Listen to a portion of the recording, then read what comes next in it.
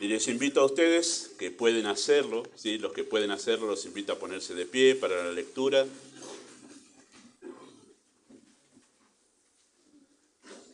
Dice el texto así, Hebreos capítulo 12, versículo 1 hasta el versículo 3, de esta manera. Por tanto, nosotros también, teniendo en derredor nuestro tan grande nube de testigos, despojémonos de todo peso y del pecado que nos asedia, y corramos con paciencia la carrera que tenemos por delante, puestos los ojos en Jesús, el autor y consumador de la fe, el cual por el gozo puesto delante de él sufrió la cruz, menospreciando el oprobio, y se sentó a la diestra del trono de Dios. Considerad a aquel que sufrió tal contradicción de pecadores contra sí mismo, para que vuestro ánimo no se canse hasta desmayar. Oramos.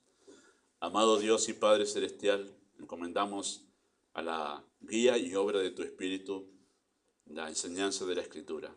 Cada vez que abrimos tu palabra y la podemos comunicar con fidelidad, tal cual tú nos la has entregado, sabemos que tu Espíritu es poderoso para obrar donde la voz humana no puede obrar. Es poderoso para indagar lo más íntimo de nuestro corazón y humillar todo pensamiento y toda altivez que se levanta contra el conocimiento de Dios y lleva cautivo todo pensamiento a la obediencia en Cristo. Sabemos que puede hacerlo así. Por eso es que militamos con no armas carnales, sino las armas que tú nos has dado, que es tu palabra, la espada del Espíritu. Y así oramos que sea en esta mañana. Doblega nuestros corazones ante esta verdad. Tú sabes hacerlo con ternura y con amor, para llevarnos justamente a estar rendidos a los pies de Cristo. Pedimos tu bendición en el nombre de Jesús. Amén. Muy bien, muchas gracias. Pueden tomar sus asientos allí. Correr con paciencia. Ese es el imperativo, ¿sí? El imperativo central de estos 3 versículos que acabamos de leer. Es una unidad de pensamiento en sí misma, esos 3 versos, aunque la idea se va a desarrollar a través de todo el capítulo 12. Pero no vamos a verlo todo en esta mañana. Quiero centrarlo, el Señor lo ha puesto en mi corazón para este día, pero centrarnos en esos 3 versículos. Pero la idea central de todo el capítulo 12 es ese imperativo, correr con paciencia, corramos con paciencia, ¿sí? Es el imperativo central de esta porción y además esta porción concentra, o este imperativo concentra la exhortación principal de toda la carta a los hebreos. Si usted lee o ha leído la carta a los hebreos, ha notado que es una carta extensa, y uno dice, ¿dónde encontramos el eje de toda esta carta? Bueno, está acá, está en este texto, y está más específicamente en esa expresión, corramos con paciencia, ¿sí? Eso es el pensamiento principal, o sea, quien escribió esta carta, que no sabemos porque no la ha firmado, es una carta que el escritor no quiso poner su nombre, pero fue adrede en realidad, por la gracia de Dios, porque en esta misma carta se hace un acento sobre la voz del Espíritu de Dios hablando a través de las Escrituras.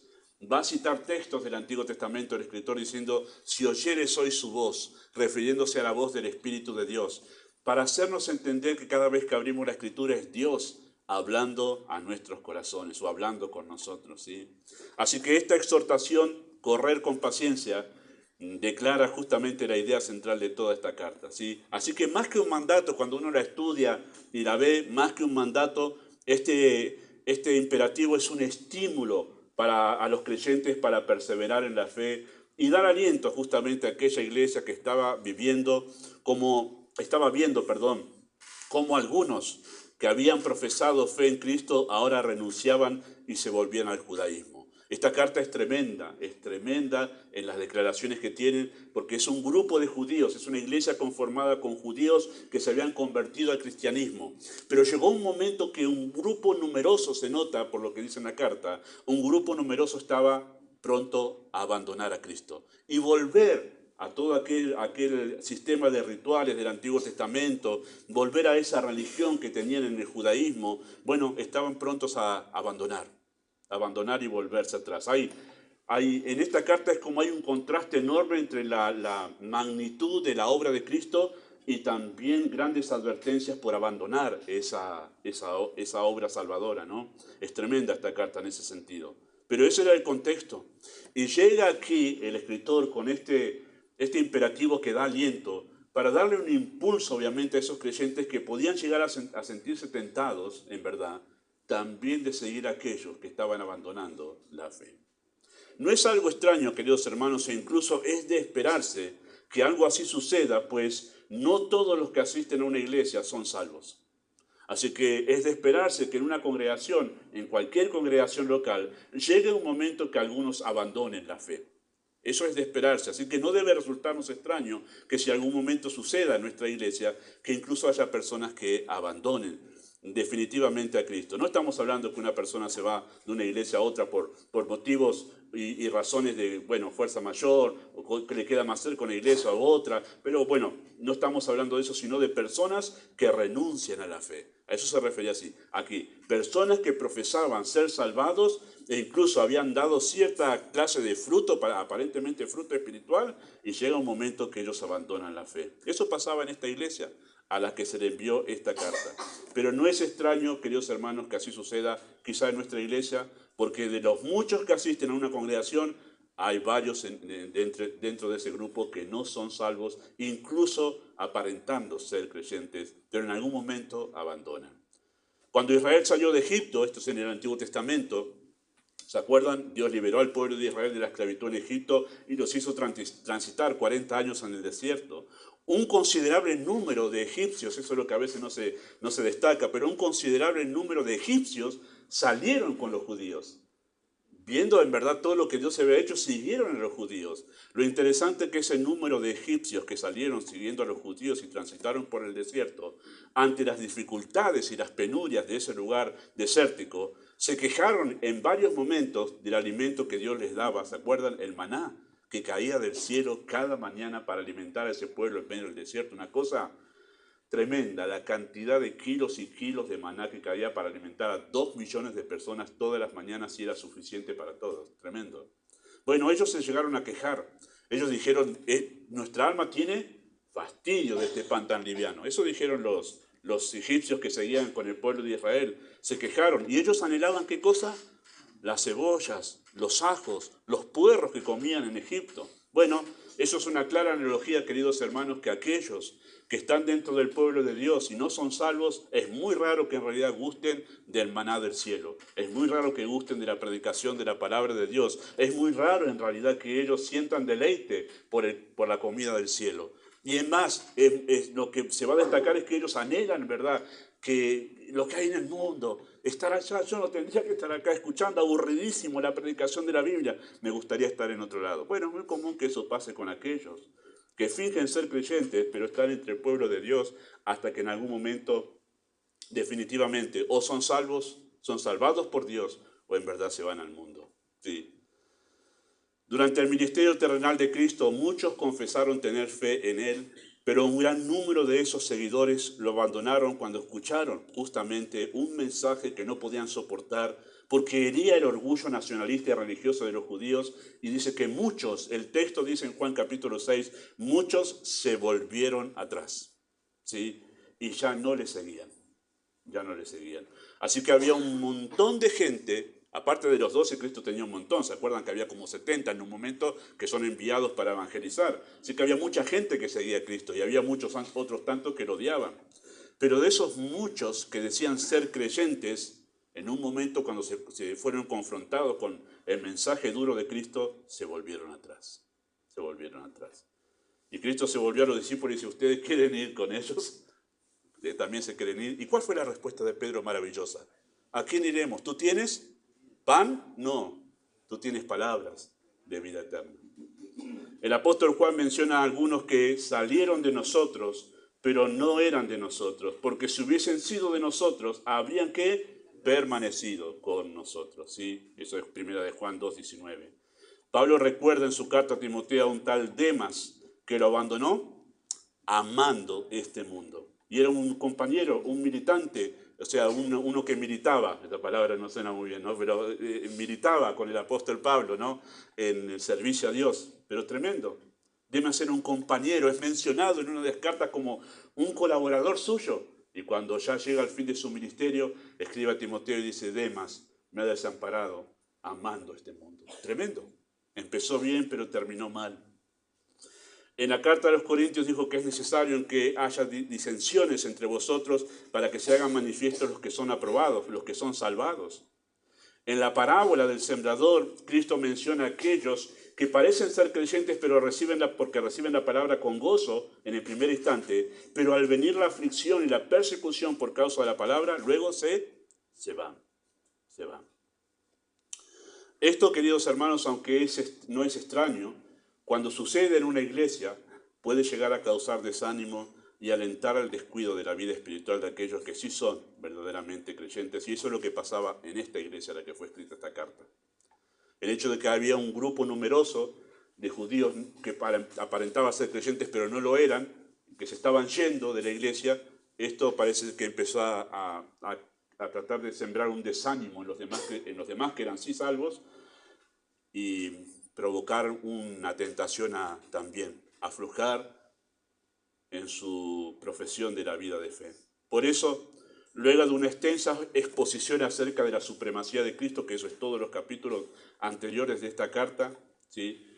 Una exposición sobre su supremacía como el sublime Salvador da una serie de advertencias también respecto a aquellos que abandonaron la fe. Se habla de cosas serias. En el capítulo 10 se habla acerca de qué castigo esperan que le quede a aquel que pisotea la sangre del Hijo de Dios. Aquel que dice, bueno, primero manifestó creer y después dice, no, me voy al mundo. Esto es como pisotear, se habla así de alguien como el caso de Esaú, que fue un profano. Eso es profanar, es elegir algo sacrificando aquello que es sublime. Eso es profanar.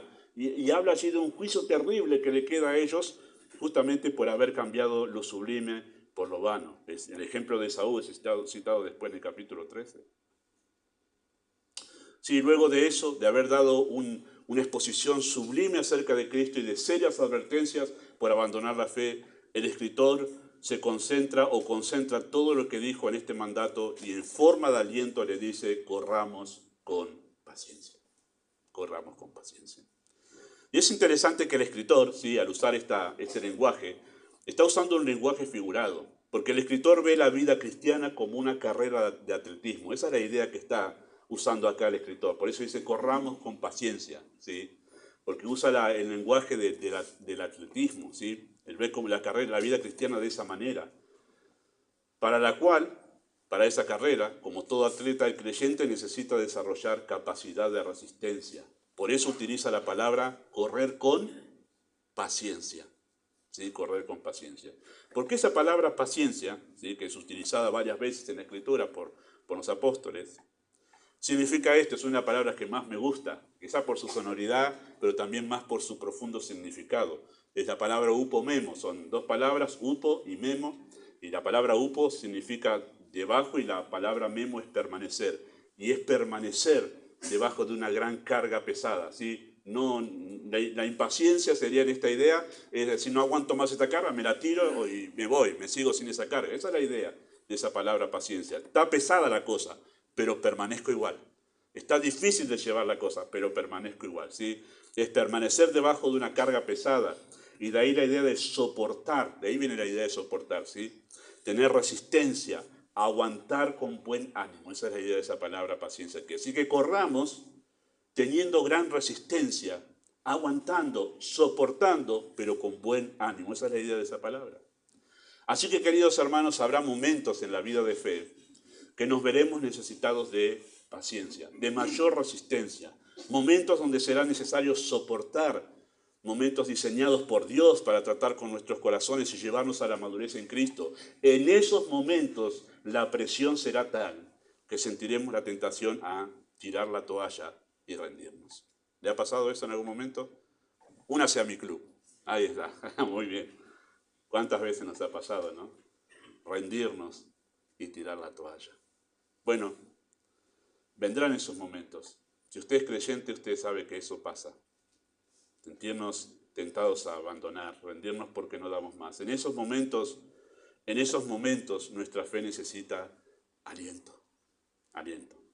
Así como el atleta necesita recuperar y renovar el aire para seguir corriendo, no soy de esos, no soy atleta. Algunos aquí sí les gusta el deporte y salen a correr. Pero hay un momento, ¿no?, que uno dice, "Oh", y para y, oh, bueno, caminando nomás nos pasa, algunos. Y necesitamos que se llenen otra vez los pulmones de aire y decir, vamos, ahora seguimos. Porque necesitamos que se oxigene la sangre, ¿no?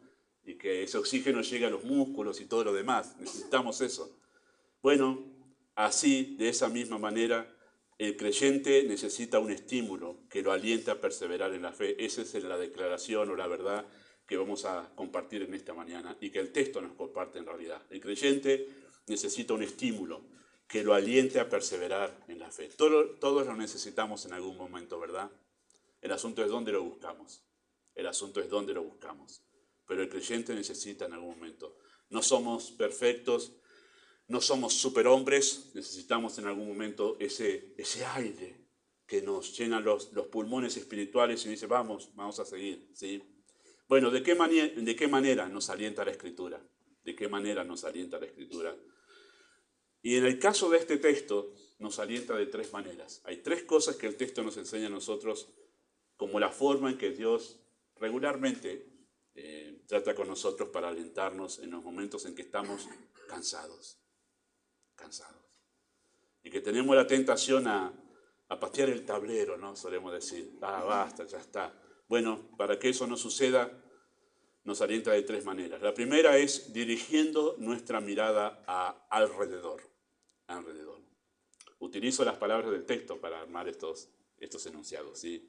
Porque noten lo que dice el verso 1, por tanto, nosotros también. Digo ahí que cuando comienza, por ejemplo, este capítulo con un por tanto, es una conjunción gramatical, un conector también se lo llama, que la palabra viene mejor porque significa que está conectando. Un conector conecta. Ese por tanto es un conector. ¿Qué significa? Está conectando una cosa con otra. ¿Y qué cosa está conectando? Bueno, todo lo que dijo en el capítulo 11 lo está conectando ahora con esta. Entonces hay una relación entre lo que dijo anteriormente y todo lo que dijo anteriormente es para llegar a este punto, al punto justamente de lo que quiere decir ahora. Por tanto, nosotros también significa que hay otras personas acá, son las que están en el capítulo 11. Como ellos, como los del capítulo 11, nosotros también. Esa es la idea, ¿sí? Nosotros también, teniendo en derredor nuestro tan grande nube de testigos, despojémonos de todo peso y del pecado que nos asedia y corramos con paciencia. Sí, esa es la expresión. Una mirada alrededor. O podríamos también, si armamos el bosquejo diferente, es una mirada hacia atrás, hacia aquellos creyentes que ya vivieron o que ya corrieron el camino de la fe, ya transitaron la carrera de la fe, ¿sí? Porque esa es la mirada que pone el escritor aquí, diciendo tan grande nube de testigos, ¿sí? Esa nube de testigos son todos esos héroes de la fe que están en el capítulo 11. Si usted no ha leído Hebreos, bueno, le invito después a leer el capítulo 11 en su casa, porque ahí encuentra todos relatos históricos de los héroes de la fe del Antiguo Testamento. Se los llama héroes de la fe porque ellos pudieron transitar el camino de la fe sin abandonarlo. ¿Sí?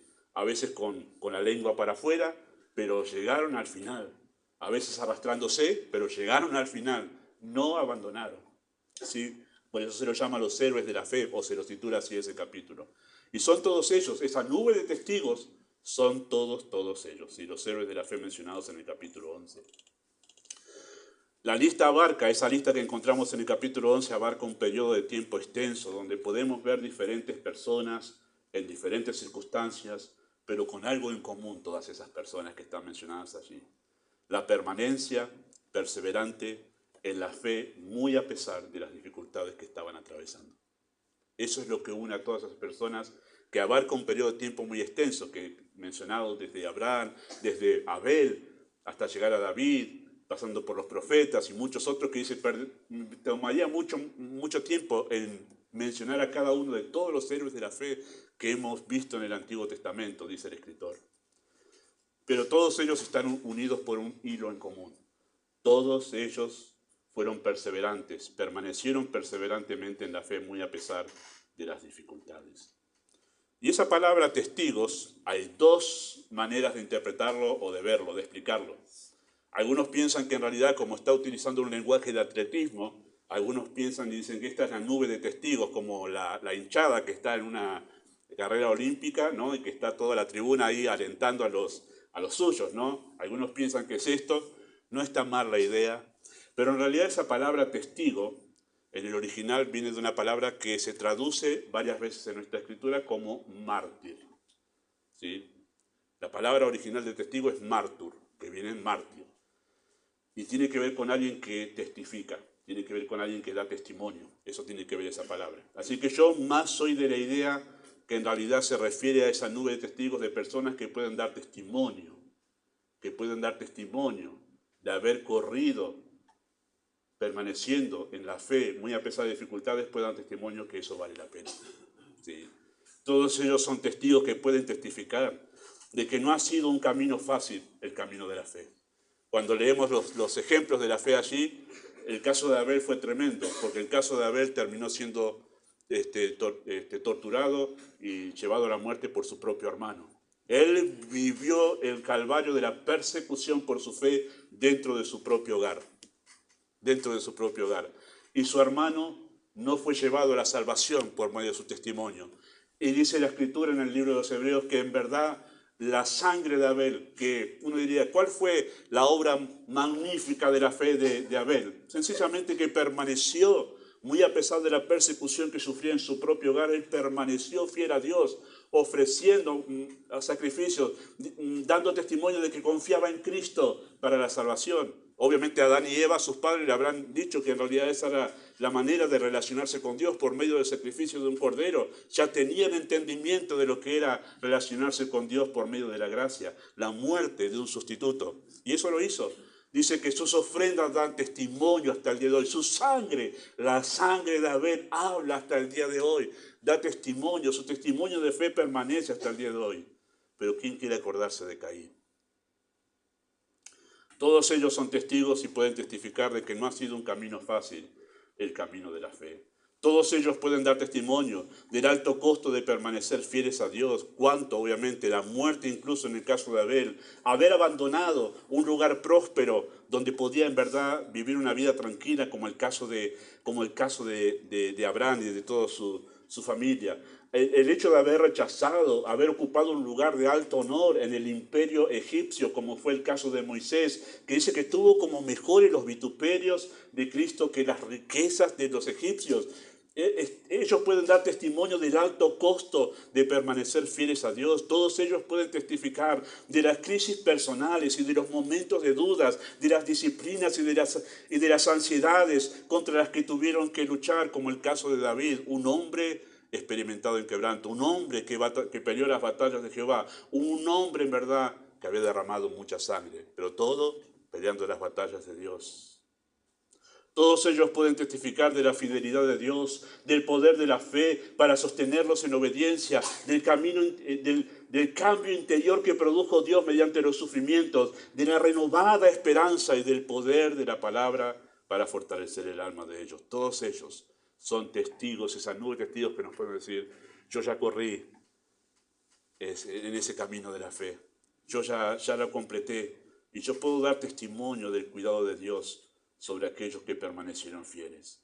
Todos ellos pueden testificar de que siempre es mejor soportar y aguantar que huir y abandonar en busca de alivio. La grande nube de testigos no se limita solamente a los registros bíblicos. Tenemos el testimonio de creyentes fieles que han dejado una marca indeleble que trasciende los tiempos. ¿Quién no ha leído acerca de Hudson Taylor, David, le cambié el nombre. Hudson Taylor, que nombre que entregó su vida literalmente para ganar a los chinos para Cristo. Tremendo. Y aquellos que en verdad, aún yendo a la obra misionera en lugares inhóspitos, perdiendo su esposa, sus hijos, aún permanecieron ahí en esa soledad. Todos podemos encontrar, hago simplemente un paréntesis ameno acá, personal nomás, pero deberíamos, hermanos, acostumbrarnos, aparte de leer la Escritura, a leer biografías. Recuerdo que los primeros años de mi fe, mis pastores me alentaron a leer biografías y cómo inspira el corazón, porque uno puede verse reflejado en las luchas y en las batallas que personas como nosotros que no son los que están en el registro bíblico, que han transitado en esta era cristiana, luchando y permaneciendo fieles al Señor. Estoy ya programando poder contar en septiembre la historia de Halaram Popov. Algunos ya lo han escuchado porque lo escucharon en un campamento hace muchísimos años. Un creyente que fue torturado por el régimen comunista, pero él permaneció fiel. El primer capítulo habla acerca de la noche que lo tomaron arrestado.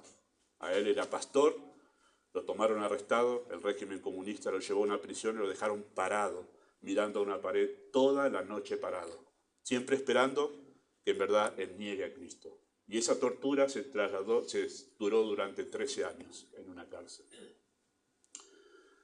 Torturas que lo llevaron a estar, les dejaban encendida la luz toda la noche para que no se pueda dormir y una gota de agua cayendo en su cabeza. Y a veces inundando el piso y dejándolo parado con los pies en el agua. 13 años así. Cuando él salió de esa, estoy contando el final casi. No lo cuento, ¿no? No lo voy a contar. En septiembre venga a escuchar la historia de Halaram Popov. Lo vamos a dar. Es impresionante la historia de la gracia de Dios sosteniendo a un hombre en medio del sufrimiento. Y una sola cosa lo sostuvo, es la fe. Permaneció fiel muy a pesar de eso. Deberíamos leer historias, hermanos, biografías, de personas que han sido salvadas y han transitado el camino de la fe igual que nosotros, porque nos inspira en realidad a nosotros. A mí me encanta leer las historias misioneras. Hay uno llamado de Richard Brumbrand, es otro pastor que fue torturado en el régimen comunista, pero en otra nación, esto fue en Rumania. Él también, 10 años encarcelado. Cuando él salió, porque le daban todos los días durante esos 10 años simplemente un plato de sopa y una rodaja de pan para comer, los médicos decían, usted tenía que haber muerto en la prisión. Eso comía nada más. Eso comía durante 10 años. Lo que lo sostuvo fue la gracia de Dios. Y periódicamente lo llamaban, lo encerraban, le ponían una luz para que él niegue a Cristo. Otros han transitado en nuestro camino, hermanos, y han permanecido fieles. Y eso debería inspirar nuestro corazón para decir, vamos, sigamos, vamos a aliento al alma. Y a veces viene bien leer esos libros porque alientan el alma. Por eso el autor dirige su mirada alrededor, para que puedan mirar que otros han corrido ya y han permanecido, que se puede permanecer. En segundo lugar, la segunda manera en que el escritor da aliento a las personas cansadas y que están tentadas a patear el tablero, abandonar y huir, dice el texto en segundo lugar que el autor dirige la vista o la mirada a nosotros mismos, hacia nosotros mismos. Dice, nota en el texto, versículo 1, por tanto, nosotros también, teniendo en derredor nuestro tan grande nube de testigos, que dice, despojémonos de todo peso y del pecado que nos asedia. Y ahí dirige la vista hacia uno, a un autoexamen, ¿no? A un autoexamen. El peso extra y el pecado que nos asedia, eso puede provocar un gran cansancio que nos lleve a nosotros en verdad a decir, no quiero seguir, quiero aflojar, que vamos a abandonar. Esas dos cosas son un serio peligro en la vida cristiana. Como todo atleta, los competidores de las Olimpiadas griegas participaban con lo necesario para mantener el pudor, ¿sí? Saben que la palabra gimnasia en griego significa desnudo. Eso significa la palabra gimnasia. ¿Y por qué significa? Porque los atletas griegos participaban desnudos de las Olimpiadas en las carreras. ¿Por qué? Bueno, sencillamente porque es el menos peso posible para que nada sea un estorbo para alcanzar velocidad. Entonces acá participaban así. Y por eso no estaban en las Olimpiadas las mujeres, ¿sí? Eso pasaba en aquel tiempo. Menos mal que ahora hay ropa. Pero ustedes saben que todos los que son competidores de algo tratan de ponerse la ropa más livianita. Uno no se va con una campera a correr al parque, ¿no? Lo más livianito, justamente para no tener un peso extra, ¿sí? Pero esa es la idea. De eso tomaron allí la idea de poco peso. Lo necesario solamente para cuidar el pudor. Saben que la palabra incluso desnudo en el tiempo bíblico no significaba sin nada de ropa, sino con la ropa mínima para conservar el pudor. Por eso cuando dice que Cristo estaba desnudo en la cruz, en realidad tenía la ropa mínima para cuidar el pudor. Esa es la palabra desnudo como se usa en el Nuevo Testamento. Sí, así que como los atletas se despojaban de la mayor cantidad de ropa para no tener peso extra, se despojaban sacando el peso excesivo para evitar gastar energías en algo innecesario. Eso, todo peso puede referirse o se refiere a todo aquello que impide correr bien, ¿sí? Todo aquello que me roba energías, todo aquello que me distrae, todo aquello que se vuelve una molestia, ¿sí? Y todos tenemos, queridos hermanos, todos tendemos, mejor dicho, a llevar cargas que no son nuestra responsabilidad en esta carrera cristiana. Todos tendemos a entretenernos con cosas innecesarias que no colaboran en nada a nuestro andar cristiano. Todos podemos llegar a experimentar un pronto cansancio porque llevamos peso extra. Peso extra. ¿Cuántas veces no hemos excusado nuestra falta de fidelidad? No, porque estoy ocupado acá, allá. ¿Es necesario eso? ¿Eso es necesario? ¿No será un peso extra que estás llevando y por eso estás cansado en la vida de fe, no podés correr con dinámica en la vida de obediencia al Señor? ¿No será que estás llevando peso extra, que estás ocupado en cosas que son innecesarias? Uno debería ocuparse de las responsabilidades, las que corresponden a uno, y después dedicarse a la vida cristiana. Mejor dicho, dedicarse a la vida cristiana manteniendo esas responsabilidades que son las que uno sabe que son de uno y no que son las de otros, ¿no? Nuestras decisiones en la vida no son solo, como decía un predicador, nuestras decisiones de la vida no son solo entre lo correcto y lo incorrecto, sino también entre lo necesario y lo innecesario. Deberíamos nosotros pensar eso cada vez que nosotros armamos nuestra rutina de vida. ¿Es necesario esto? ¿Es necesario esto? ¿Acaso no me está impidiendo esto que es extra? ¿No me está impidiendo en realidad congregarme, reunirme con los hermanos? ¿No me está impidiendo en realidad esto que es extra, poder tener mi buen tiempo de alimentación personal de la Escritura? ¿No me está impidiendo esto que es extra? ¿Esto no está de más en realidad? Bueno, despojémonos de todo peso, de todo aquello que en realidad está haciendo algo innecesario y nos provoca mayor cansancio. De tal manera que cuando nos acercamos a la Escritura, nos terminamos durmiendo. No estarás en realidad utilizando mal tu tiempo con cosas innecesarias y por eso al llegar a la Escritura te duermes y no puedes sacar ningún provecho. Y quizá por eso viene el cansancio. Pero también dice que debemos despojarnos del pecado que nos asedia, ¿sí? Que nos rodea, nos está acosando todo el tiempo. Todos luchamos con el pecado que mora dentro de nosotros. Todos los días nos asedia, ¿sí? Nos rodea el pecado para debilitarnos y convencernos de no correr con paciencia, con aguante. El pecado guardado en el corazón es una de las principales razones de falta de compromiso en la fe. No pocos cristianos están presos de pecados ocultos y se sienten débiles para correr diligentemente en el camino de obediencia a nuestro Señor. Algunos en la historia de la cristiandad han dejado de correr debido a sus pecados ocultos guardados en sus corazones. El pecado llega a ser como alguna herida, como algún virus, alguna lesión en el cuerpo del atleta que no quiere parar para solucionarlo y después correr bien. Termina por contaminar y debilitar su cuerpo. La exhortación del verso 12 es pertinente. En el verso 12 el escritor dice esto: por lo cual levantad las manos caídas y las rodillas paralizadas y haced sendas derechas para vuestros pies, para que lo cojo no se salga del camino, sino que sea sanado. Hay todo un hilo de pensamiento que va llevando a esto, a tratar con el pecado de una manera adecuada, a hacer el alto, a decir, Señor, debemos arreglar esto, para después correr en verdad con todas las energías que debemos correr en el camino del Señor. No se puede correr con peso innecesario y no podemos avanzar si el pecado nos debilita, nos tiene debilitados en la fe. Miremos entonces nuestra condición. Así que hay una mirada alrededor o hacia atrás a los héroes de la fe y hay una mirada, el escritor nos lleva a nosotros a mirarnos adentro, porque quizá el cansancio que sentimos es porque guardamos pecados en el corazón o porque estamos usando mal nuestros recursos, invirtiendo en aquello que no permanece para vida eterna y no es necesario invertir en eso. Y en tercer lugar, la manera en que la escritura nos alienta a nosotros para que en el medio del cansancio podamos tener esa bocanada de aire que nos da aliento. Bueno, en tercer lugar es dirigiendo nuestra mirada hacia la meta suprema. Y usted dice, llegó pastor al punto precioso de este texto. Puestos los ojos en Jesús. Dirigiendo nuestra mirada ahora hacia la meta suprema, puesto los ojos en Jesús.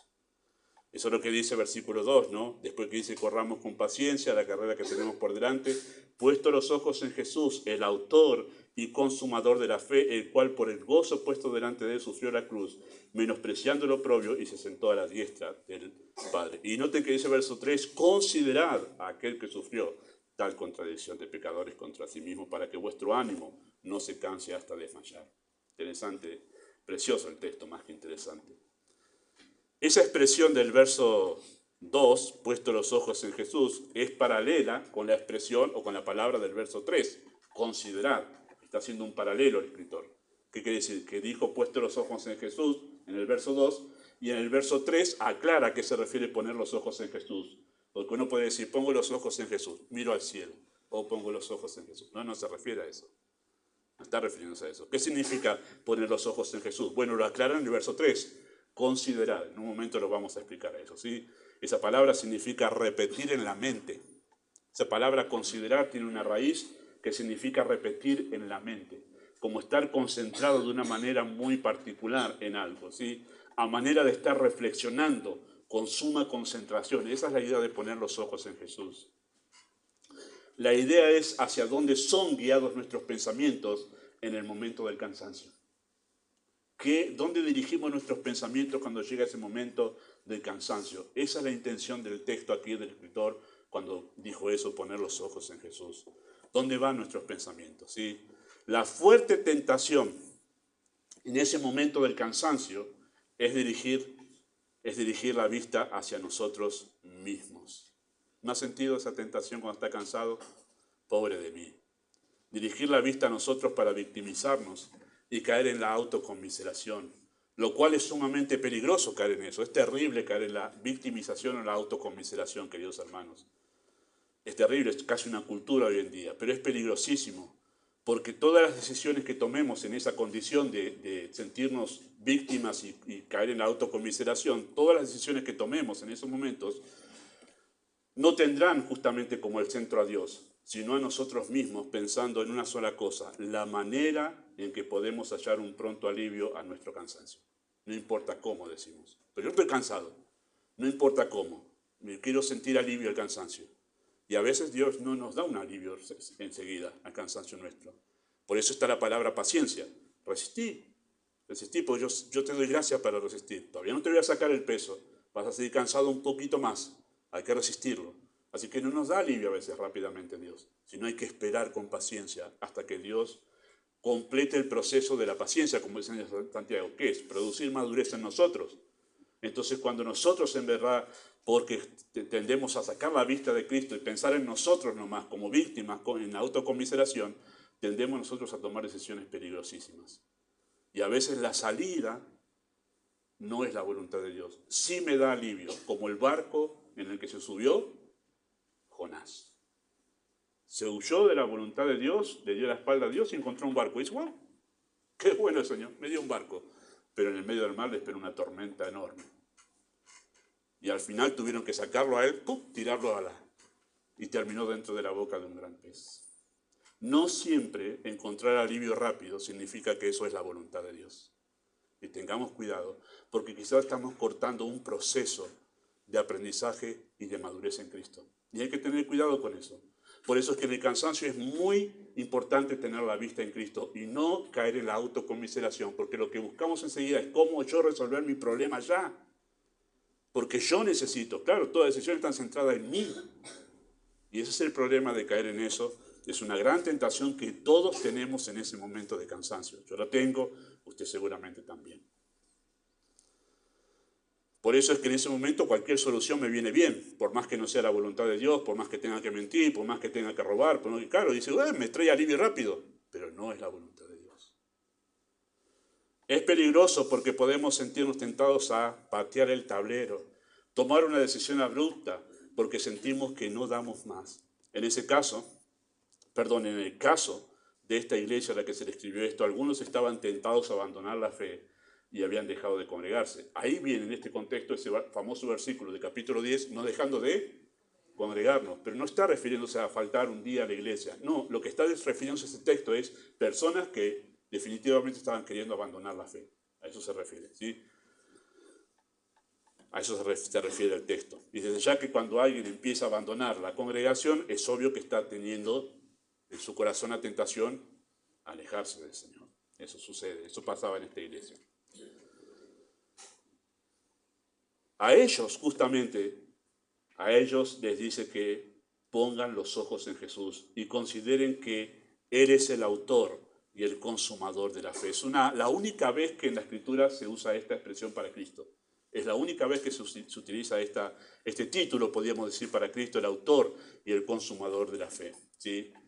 Y este título básicamente significa esto: el camino de la fe ha sido garantizado de principio a fin, hasta su pleno cumplimiento justamente por la obra de Cristo. El fin de la fe es guardar nuestras almas para que permanezcan en fidelidad a Dios hasta el día en que seamos revestidos de la gloria eterna. Bueno, eso ha sido garantizado. Él es el autor, ¿sí?, el que le dio origen, y Él es el consumador, el que lo llevó a su pleno cumplimiento. Sí, el fin de la fe es asegurar nuestra fidelidad al Señor a través de un camino que en no pocas ocasiones se vuelve difícil. Él es el autor que como el pionero, porque eso significa esa palabra autor, el pionero, el caudillo, el que va adelante, eso significa esa palabra autor en este texto, ¿sí? Es el que va adelante. Habiendo transitado de manera victoriosa el camino de la más alta fidelidad a Dios y en medio de sufrimientos tormentosos, mantuvo su vista en el gozo puesto delante de Él, sabiendo que más allá del sufrimiento le esperaba el reencuentro con su Padre amante. Ese era su gozo. Él ya transitó ese camino de la fe por nosotros. Él transitó ese camino de fidelidad y lo transitó desde el inicio hasta su consumación, hasta el final. Habiendo resucitado en victoria, se sentó a la diestra de Dios en señal de que todo estaba ya terminado. Y así aseguró el camino de la fe para sus seguidores. Vino a ser autor de eterna salvación. El autor de la fe menospreció lo propio, tuvo algo más valioso en qué estar pensando y demostró que la gloria eterna justifica todo sufrimiento. La fe verdadera no siempre caminará con la frente en alto, no siempre, pero caminará. Proseguirá en pos de Cristo, a veces cansado, pero persistiendo. Queridos hermanos, el ideal de la vida cristiana, el ideal de la vida cristiana es que corramos en la fe, que estemos dinámicos en nuestra vida cristiana. Ese es el ideal de la vida cristiana. Dinámicos en la vida de fe, como el atleta, ¿no?, que se prepara a los 4 años, está en estado físico óptimo, ¿no? Hay 2 casos serios en la historia del atletismo.